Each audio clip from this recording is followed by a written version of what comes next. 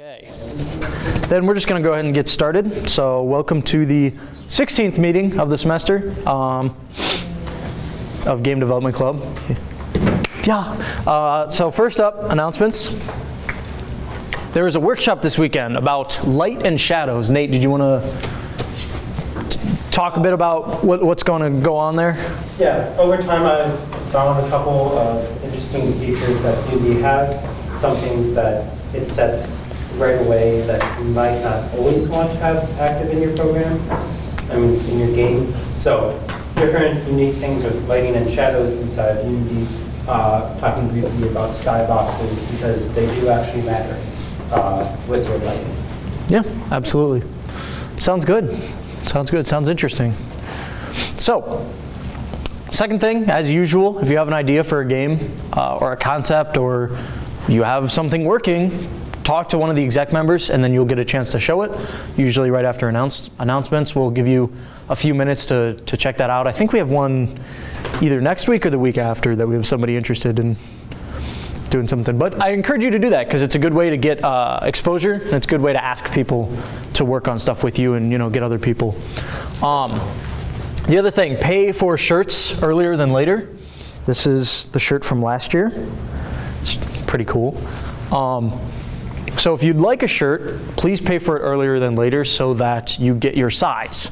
Because we can't guarantee that you will get the size shirt you want if you pay for shirts after we order them. Because we order for how many people want them. So definitely do that earlier than later. So today, I wanted to talk about game feel.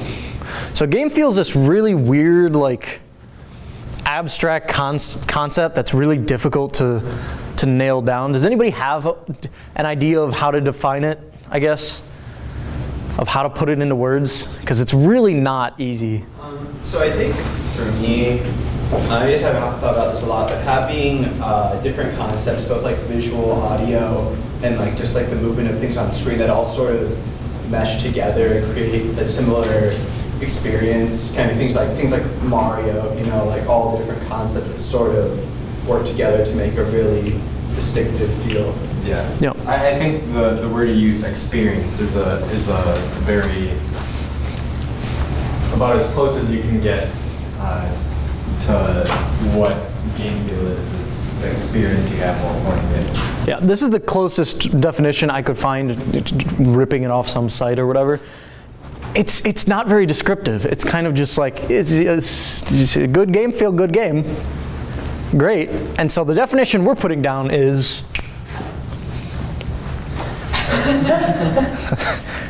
exactly that. It's kind of, yeah.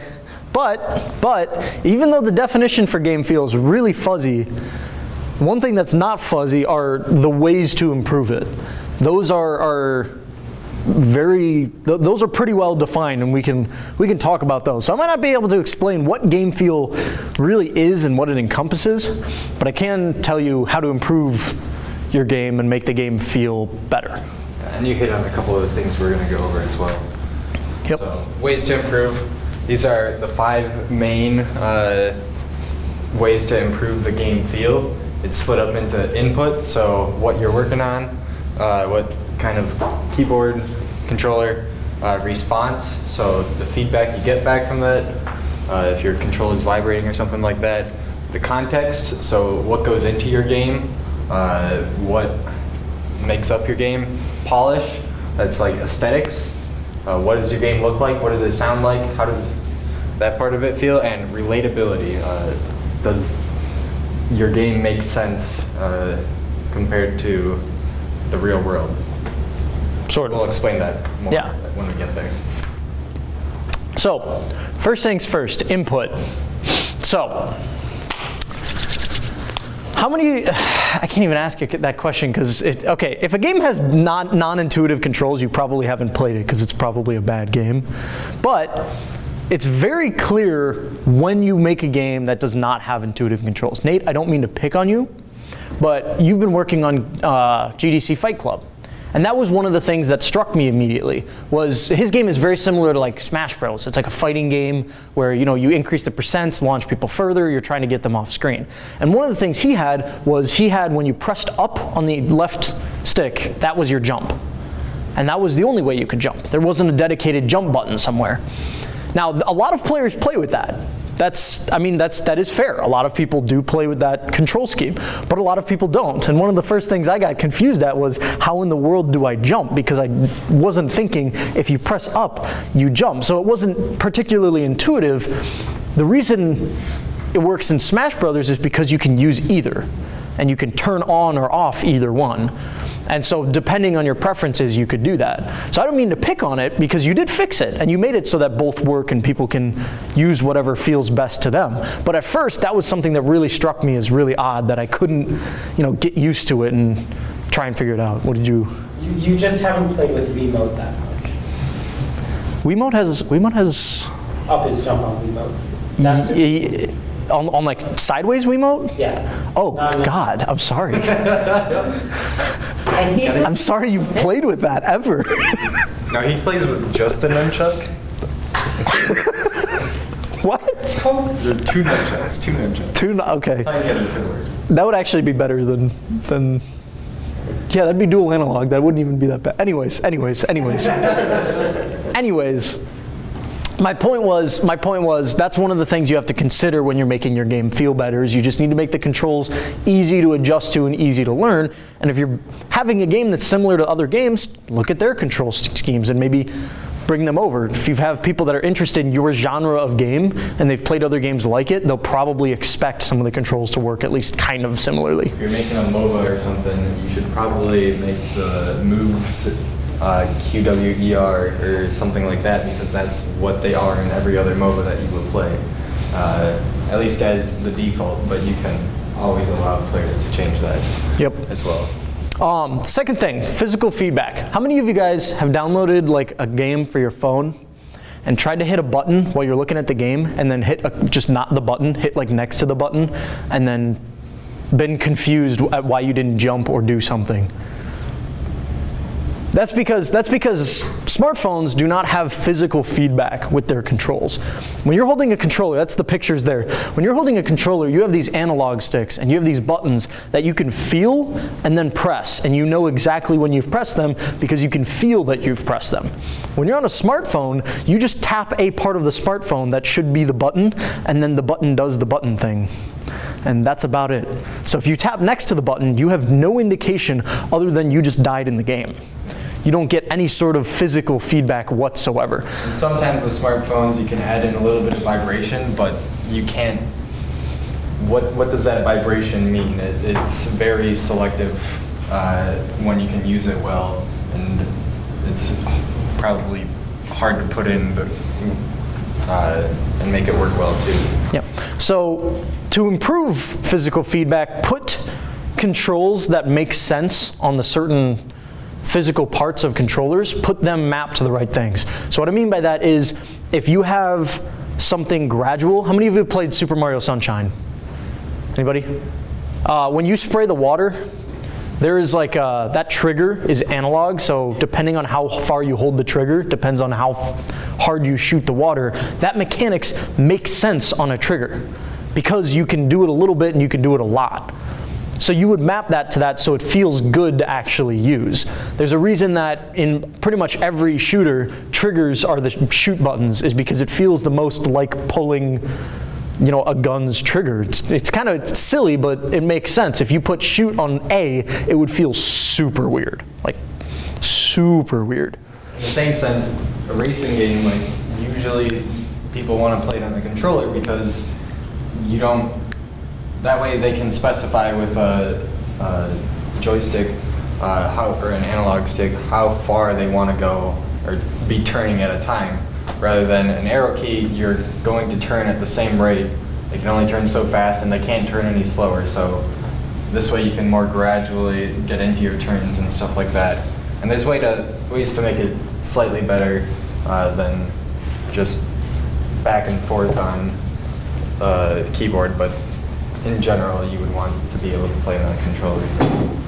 Isn't one thing I know this sometimes comes up in VR, but like how much control you have over something.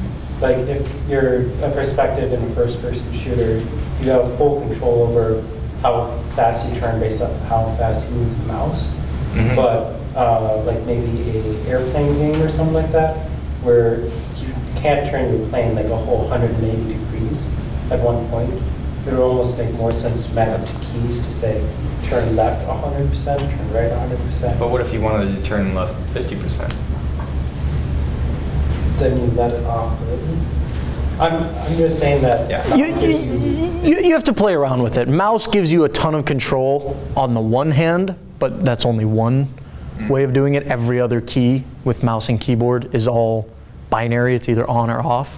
Whereas controller, you have at least a few options that are analog. So best thing we can give as advice is to experiment. Is when you're making your game, try different things. Don't just make something, say, oh yeah, this works fine, and be done with it. Even if it works fine, even if you like it, try some other ways of doing it. So control sensitivity. This is how fast your, for instance, character turns if you're moving a joystick, or how fast the camera moves if you're moving your mouse. If you put it too high or too low, it can make games really strange. If you're making a game that's fast-paced, like Overwatch, and you have really slow camera sensitivity, it's terrible because you can't see where things are. You can't react quickly enough. A great way around that, of course, is to just let the player control their sensitivity so they can fine-tune it. But it's still important to look at what fits your game best and get it right. Button layout, experiment with what buttons are mapped to which actions. This is kind of self-explanatory. Try different things, see what feels best. And then using different gamepads. So this means using controllers versus keyboard and mouse, versus I know there's new accessibility controllers that they have out there. If you have multiple controllers that you own, like if you have an Xbox controller and a PlayStation, do the PS4 controllers work on PC? Can anybody vouch for that? Yeah. Okay. A resounding yes. If you have both of those, try it on both. Try your game on both and make sure that they both feel good. I know the triggers of both of those controllers work very differently, so check it out. Make sure it works. A lot of things like Unity make it very easy to add controllers and different, or both controller and keyboard options, and make it easy to switch between the two.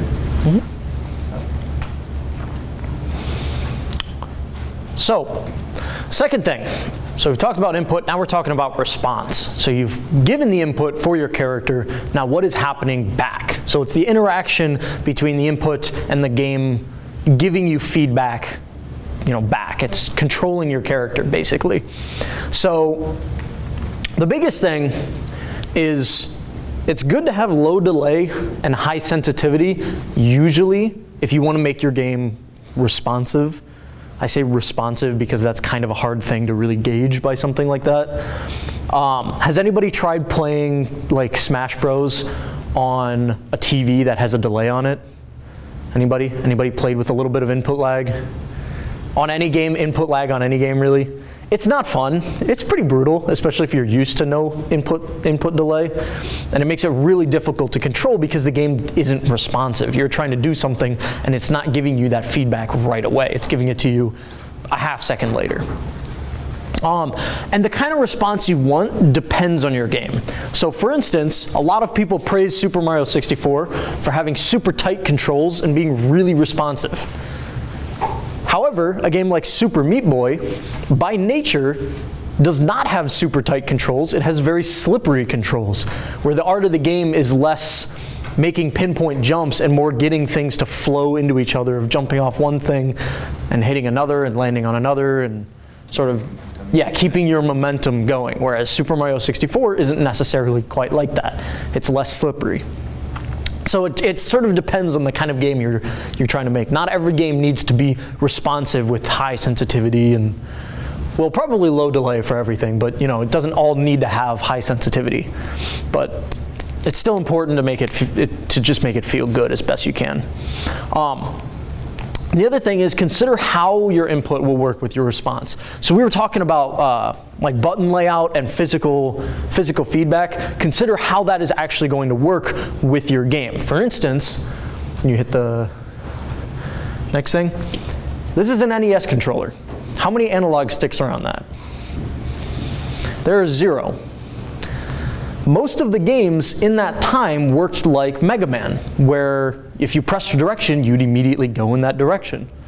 It had very responsive controls. You'd hit a direction and you'd immediately go in that direction. I hit the next. A game like Super Mario Bros. Was the exact opposite. The original Super Mario Brothers, if you've played, I'm assuming you've played that, or kind of most Mario games, is kind of slippery on the controls. If you start running to the right, you don't immediately start at full speed. You ramp up. If you want to turn around, you stop and then go backwards the other direction.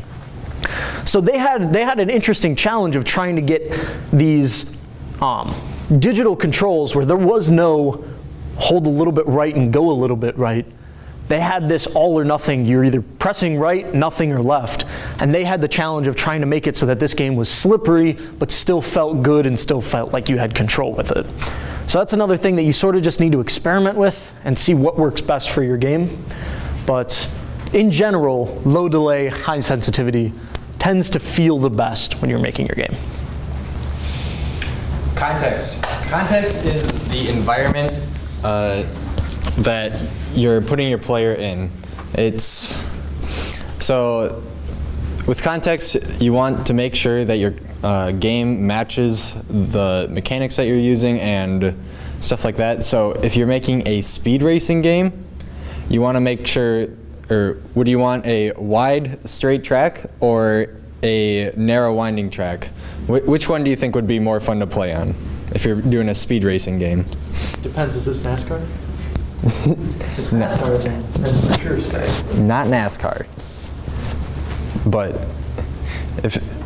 if you're trying to get the fastest speed and you're just going through one track, is it more fun to just go in a straight line and not have to worry about going off the edge, or is it more fun to have a bunch of turns and possibly get slowed down by something? I'm convinced that there is a graph, that there should be a graph somewhere. Actually, I'll draw it real quick. So this is from Mario Kart tracks, all right? So, to me, generally, that should be fun. This is how fun a track is, and this is how fucked up the map looks. I can't speak. You heard me say it. This is how screwed up the mini map looks. And I tend to see that there's a relationship pretty much like this. That the maps on Mario Kart that are the most straight are sometimes the least fun, and the maps with the most turning are the most fun. Until you get to some very clear point, to which case it drops. Because after a while you get to a map like the Yoshi map from Mario 64 that it just becomes a disaster and it's too hard to tell what's going on and there's too many turns.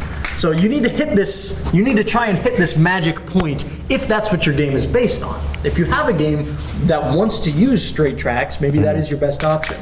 You forgot Baby Circuit? That's fair, there's definitely outliers.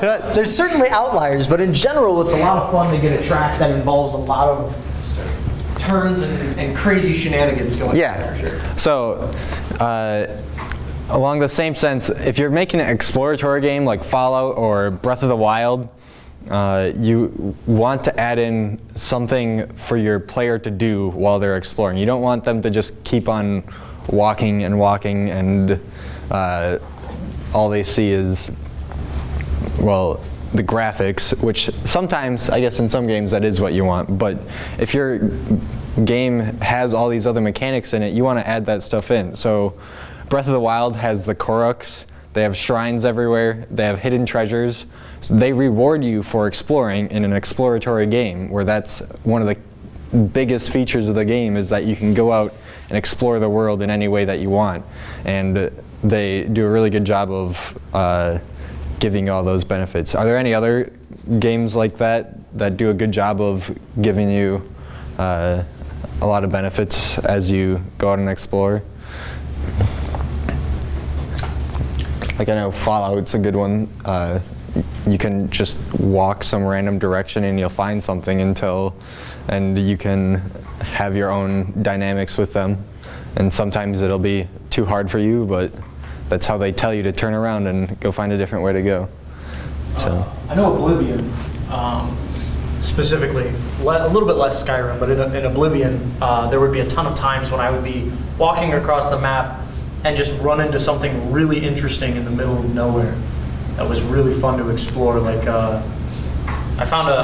one time I found a haunted ship with a ton of ghosts in it, and like notes and books about what had happened and how they had been killed. And it's just sitting there in the middle of nowhere. There is no quest to go there, but it's just something interesting they put in the world. So if players came across it, they could explore it, and it was something interesting to find. yeah. And all of these complement the mechanics. So if the mechanics of your game only give you, if it's like a space game and it's just about exploring space, maybe, and all you have for your mechanics is that you can move your spaceship, maybe you wouldn't have collectibles. Maybe all you do is go around and watch the game. But if you can fight your way with others, if you have the ability to fight, if you have the ability to land on planets, if you have the ability to do all these different things, you should enable your player to be able to do that stuff as they go out and explore the galaxy. What was the other example that we had? Like Celeste or something, or Hollow Knight. If you give your players an ability in a platforming game, they should use that ability. You should give them opportunities to use that ability. If you give them a dash and it's a platforming game, you want to have levels where they need to use that dash to get through that level, or enemies that you have to face up or use that dash in order to beat the enemy, or stuff like that. You want to reward the player for using all the different mechanics, and it really makes the game much more fluid and satisfying. Adds to that game feel. So as like another example, when you're talking about if you're doing a space exploration game, if your game has no combat, maybe asteroids, fields? What do you call those? Asteroid belts? Asteroid. Rings? There's a bunch of them. Yeah, actually. Field? Right? I think so. Am I stupid? I think that's right. Am I just not remember? If you have a bunch, you don't necessarily need a bunch of asteroids put randomly and spread out or whatever. But if you have a game with a lot of combat, those are great to put all over the, in a lot of different places, because that can make combat really interesting as you're hiding behind cover and dogfighting through them and whatnot. Like that might be something that you put in there specifically for combat. Not because it necessarily interacts with combat. It's not like shooting the asteroids does anything, but it just makes it more interesting to engage in combat. Yeah. So, next thing is polish, and specifically visual polish. We're going to split up visual polish with audio polish because they're kind of two separate things. So, visual polish is basically making your game look pretty, but also making it interact with what you're doing to give you better feedback on things. So the first thing is visual polish provides details. Having things look more detailed, if you're trying to make something look more detailed, if you're going for some stylized graphic, by all means don't. But if you're trying to convey something, make sure it looks as best as you can get it. I found this image, which kind of had a good way of showing it, that if you give more visual polish, the image on the left is the newer one, I'm pretty sure, that it's more clear as to what's going on, as to what kind of material the vehicle they're in is made of what kind of shape it's in. I'm pretty sure you can see that the one on the left is more banged up and has clearly been used, whereas the one on the right didn't necessarily have the graphics quality to convey that as well. So having something like that can just give a different message in your game and can give different feedback. Second thing is you can inform the player of what's going on. So this is sort of feedback of what they're doing, and it makes it more clear when something is happening. So this is something like, this is something I found from Sea of Thieves. Really sad this game didn't do well because it looks really good visually. That it is very clear this ship is not floating over the top of the water. This is not a flying ship that is hovering. This is very clearly smashing into those waves and causing spray to shoot up all over the place. And that's because they put in the visual polish to make it, they added all of those splash effects so it was clear when something's interacting with the water. When you shoot a cannonball and it misses a ship, you see a giant plume of water shoot up. It's very clear that you've hit the water. That putting in those kind of things, sometimes it's kind of easy to forget about those, but it makes a whole world of difference. Third thing is making game events feel alive. So what this basically means is you are trying to make, this is kind of putting all of the pizzazz into your game for your visuals. So this is putting in all of the little fun stuff that makes things feel more responsive, feel more enjoyable, satisfying, that kind of stuff. So an example I have of this is from Hollow Knight. Now I want you to, yes, I know I play Hollow Knight a lot and I keep bringing it up. I'm sorry for the people who haven't played it. Now I want you to somebody point out the moment you take damage. Just this next time around, okay? Right there. Yeah, right there. You didn't get hit and then flash white for a split second and then one of the health masks at the top left went away. You very clearly, a big crack appeared in the screen and black goop shot out all over the place. And the screen shook and everything froze for a second. I mean, there's so many different things that they put into this taking damage animation, so it feels like you just got hit by a truck. It's very clear that you just took damage, and it feels like a lot of damage. It's adding these extra effects to make it so that the taking damage really feels like a big event, that it's really giving a lot of impact. And it's because it's an important event in the game, because, you take damage, you die. That's how that works. You don't have that much health in the game, so it's important to let the player know when they are losing health. I think you start out with just three health, so 5, I think, but yeah, I think it's 5. 5 hits and you're dead. Some small At amount. the same time, they also make it very clear when you hit the enemy. If you look at the end of this, it'll hit the enemy once, and it's very clear that you're hitting the enemy and you're dealing damage to the enemy. You're getting that visual feedback, and there's definitely audio feedback that goes along with this, that you are doing good work, and it feels very satisfying when every single time you hit the enemy. It really makes you feel like you are interacting with this world, that you are making some change, or having some change imposed upon you, I guess, and taking damage. We don't have a video of it, but Hollow Knight also has, this doesn't have it, but there'll be things in the background like pots and whatnot, and if you swing your sword while you're right next to those, all the pots right behind or right next to you that are in the background all kind of break, and the grass will get sheared in half, and it's just a little touch of visuals that make it feel much more satisfying to play around with the game. That's the game feel. So,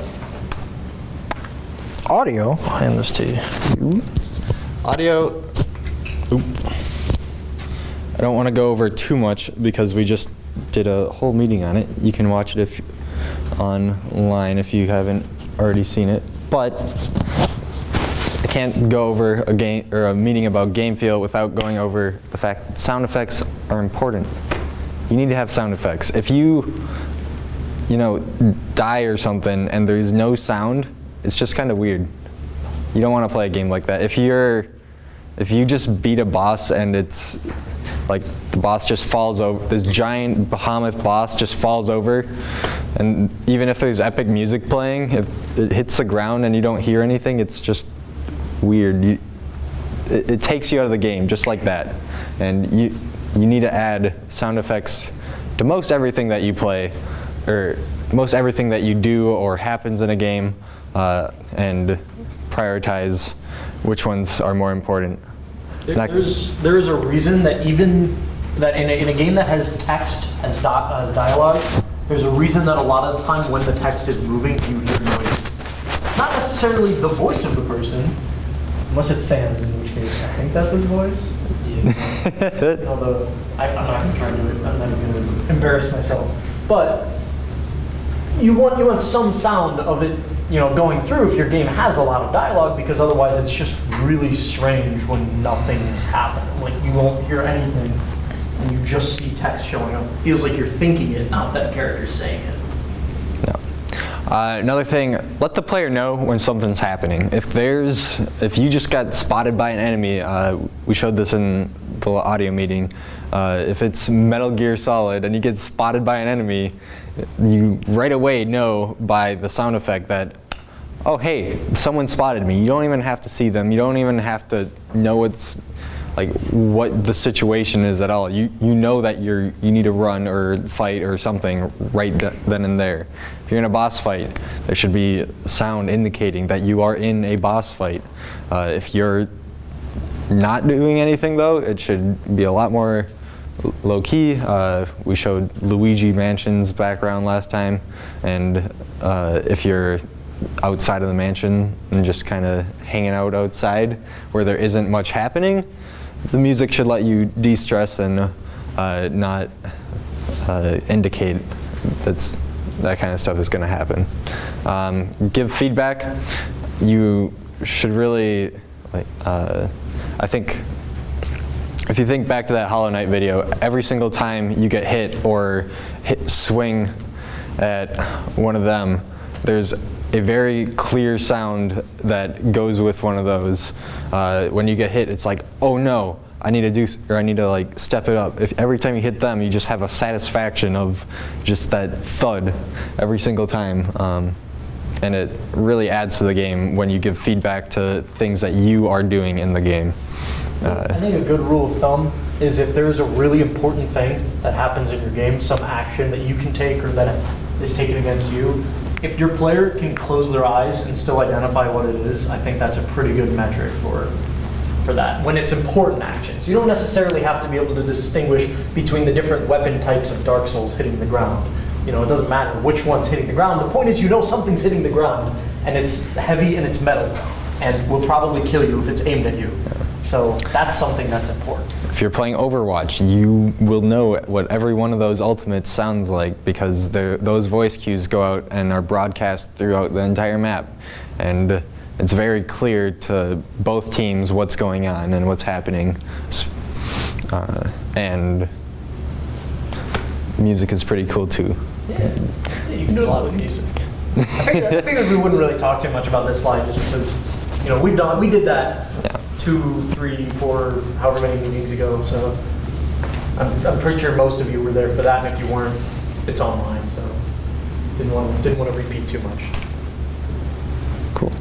Relatability. This one is a little bit more confusing than the others, I'd say, when you first just look at the word.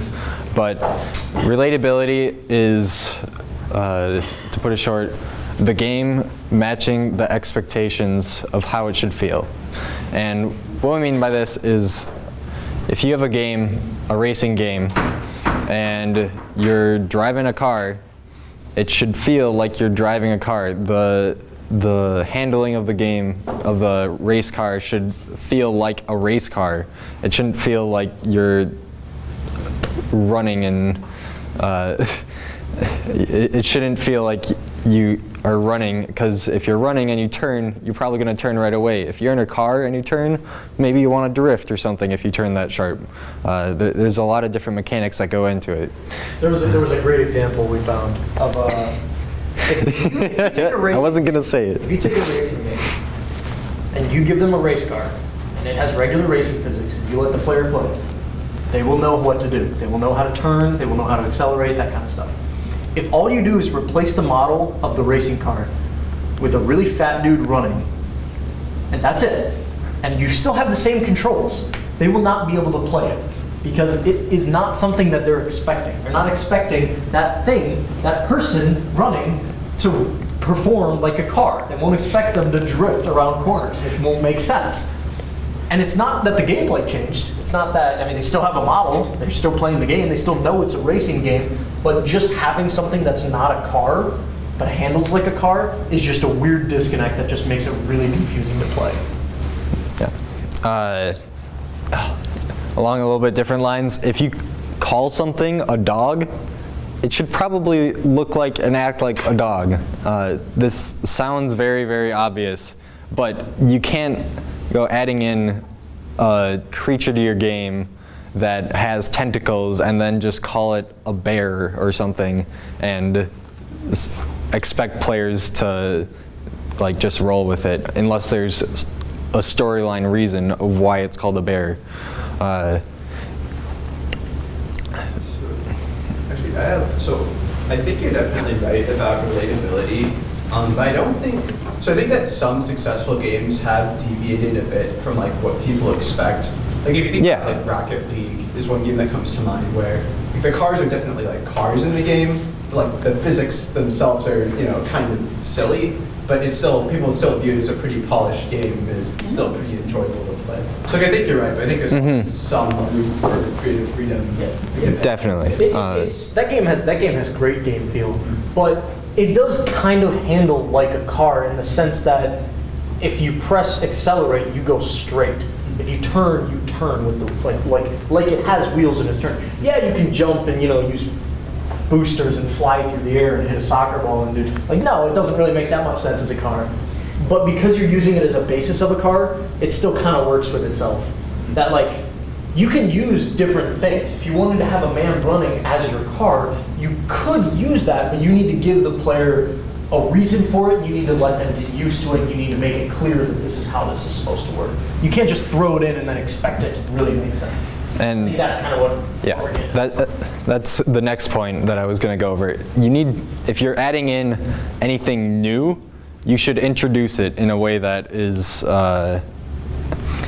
good for your player to pick up what it is. If you're introducing a new, like if you had a new race or something that no one had ever heard of before, maybe you want to, describe what it looks like or something before just saying, oh yeah, go meet this fur guy in the next town, and then you go to the next town and there's 5 different races that you've never seen before and you don't know which one's a fur guy.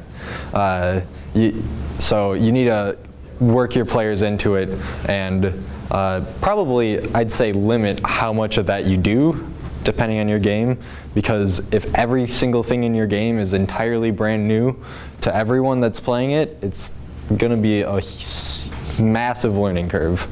I remember the first time I played a Paradox game, which is like Civilization on steroids, Europa Universalis. It was like, I don't know what's going on for the first 50 hours of gameplay, which I think they could have done a better job of having a tutorial to work you into that kind of stuff. Nate, did you have something? Oh, actually, it was you were bringing up Rocket League, and part of it, the majority of it is you are a car, but they think the model that you look like a toy, basically. And that's how they get away with, yeah, you're a car that they strapped rockets to so they can fly. And then the jumping is because they make it feel very much like a game. It's not like a NASCAR car. You're not playing as a person in a NASCAR car that can jump and fly. Yeah. It's not a very realistic looking car. Yeah. And I think you can add even more details to it, like hats. Yeah, you can add hats. No one has hats in NASCAR. All right. Not for their cars, no. Sure, yeah. So imagine you're in a game and you get a quest to go to the next town, and it says you're looking for an elf with brown or red hair, and their name is Bill Boberson. Bill Boberson. Bill God damn it. Boberson the elf. Bill Boberson the elf. He's in the next town. What would Bill Boberson the elf look like to you guys? This is going to be Jake's amazing drawing time, where it's going to be a great drawing, I swear. What would Bill Boberson look like? What are some features? Focus on the elf part, not the Bill Boberson part. We got it. Expectations of Bill Boberson. Okay, I can do better than that. I don't know how that leg was like up like this, but I'm impressed. Yep, head, yep. And then arm, and then legs. And he's not a gingerbread man, I swear. We're playing Candyland, guys. This is Bill Robertson, the elf. What do you think he'd look like? What do I need to change? No one's recognized Bill Bob. So just throw out something. He said Big pointy. or small in this world? They might. I don't know. It could be either. Times in fantasy settings, they're taller. Okay. Or just like about human size. Okay, we'll just, Normally you were about to just make legs longer. yes. Just long ass legs. Okay. There it is. Tall man. Nice. Maybe some pointy ears. Yep, Pointy Yep, he pointy said- ears are always a classic, so, you know. Trying to make these not look like horns. It's not easy. Kind of. What, an elf hat? I was just thinking the same thing, and I know exactly what happened. I'm actually not sure I know what you're talking about. Are we talking about like Keebler elf Yeah, hats? that's what I'm, yes. Like Santa's elf hat? Oh, I got you. Like a, you know, with like a feather. Yeah, with the feather, of course. That's a decent elf. Oh, so he's like a wood elf. I thought like Santa elf wraps. Oh, you're thinking like Santa elf. I'm thinking like a. Like a kind of I was thinking like an archer. Yeah, you're thinking like Robin Hood, like wood elf. Forget it then. Yeah, no wood elves here. We got a Santa's little helper. No, Santa's big helper. Santa's very tall, very terrifying looking helper. So yep, there's that. Color scheme video where like an old, like a fantasy elf right. to visit his All right. parents who are full Santa. Anything else that your elf would have added onto it? I think that's a pretty good Decent elf. impression. I mean, I'd run. Is he? But- So he's just completely naked? Yes. All the time. That's what the elf culture is like here. Yeah. That's Yep. already previous seasons. That's part of the reason it's so terrifying. All right. It's a giant naked Santa's helper running at you. So I don't even know who Santa is. if you go into the next town and you look all over the place and you can't find this guy for the life of you, and you finally look it up and you realize that the guy you were looking for actually looked like this. There's Bill Boberson. Bill Boberson, the elf. The elf, yep. How would you feel about that? After looking around for an hour in a small town with like 5 guys in it, or Not many people in it. and Like, you didn't manage. That many people. Surely you can just talk to him at some point. Okay, but what are the? The person with the quest told you that if you don't talk to Bill Boberson first in this town, you lose. You're dead. All right? They specifically said you have You to start talk to this over. guy This first. is ET. All right. You start all the way over. What were you saying? I was saying because you talked to them, you lost. You got the quest. Connor wasn't listening. First person in that town, Connor. Yes. Do they tell you his occupation is a miner? No, they just tell you he's an elf. If an elf also had that pickaxe, that shouldn't make a difference. It's the fact that it's clearly a dwarf. That's like standard fantasy dwarf. So it's not very fair. It doesn't feel fair when you're told to go find the elf, and then this guy says, I am an elf. And then turns out elves in that universe just look exactly like dwarves, and that they're just called elves. It would just be weird to call them elves. If you're gonna make characters like this called elves in your game, that's not a problem. You just need to establish that in some way. You need to make it clear that that's what's going on. Maybe not establish it with a quest that tells you the first person you talk to in that town needs to be the elf.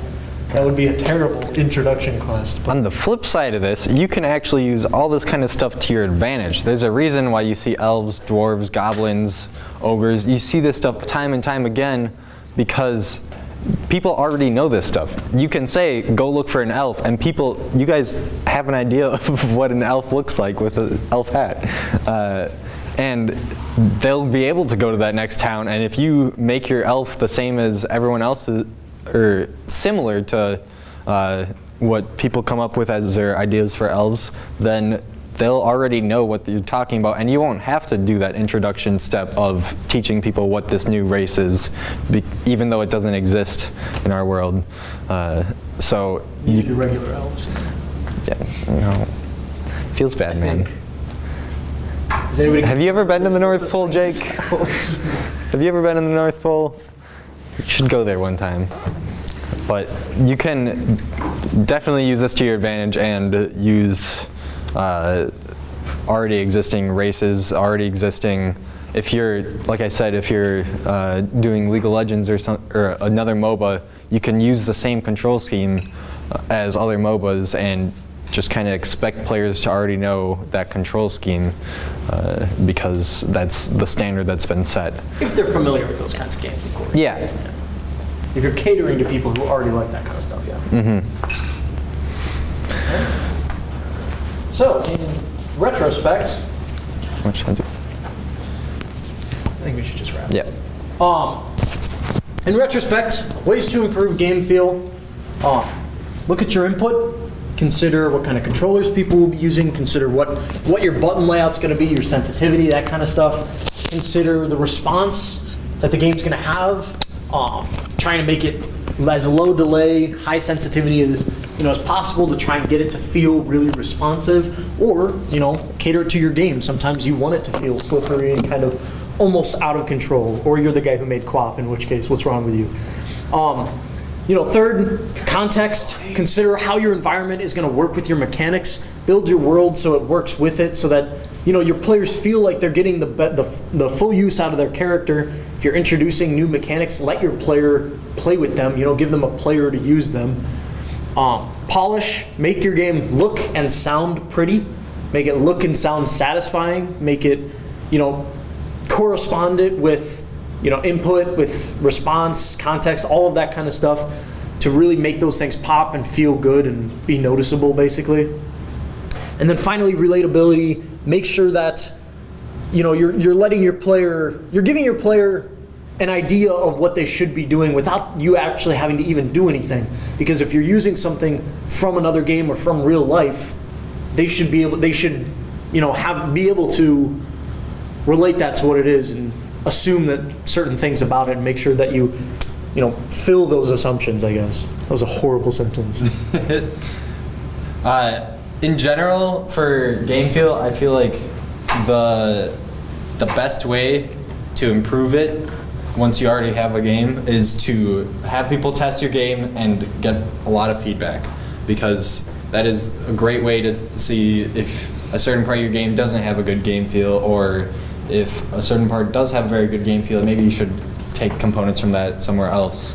Or maybe someone doesn't understand something, so maybe you should have a little bit more of an introduction to go into that. So testing and asking for feedback. And one of the best things to look for in testing is when the player quits, if they quit before the end of the game, or when they start to get frustrated, because that might be an indication of when the game's not really feeling great, when it's not responding the way that they're expecting it to. Where if they're quitting, it could either be your game's too frustrating, or it might be that they're just getting bored. And they might be getting bored because the game doesn't feel good to play. So that's all we had for game feel. Any questions? Anybody want to say hello? Anyone have a better drawing of an elf? After the meeting, you can come and draw a better elf. Please do. That thing is not healthy. He's got some thick thighs. He's also got no arms. Like that's basically just his shoulders, and that's it. That's a very long torso. It's like I was going to make fun of you about making the legs too long, but you made the torso too long. Looks like. Hey, maybe he's got like a 14 pack or something. His hips don't lie. So, reminders. We have a workshop this weekend. Nate's leading. Check it out. It's going to be in Unity, right? Yep. Come with Unity installed. It's about light and shadows. As usual, if you have something you want to show at the meeting, let us know, and we'll give you a time to show it. And then finally, pay for shirts earlier than later. If you want the shirt of your size, you need to pay for it before we order it. That's just kind of how that works. So, with that, go forth, make games, be awesome. Thanks, guys.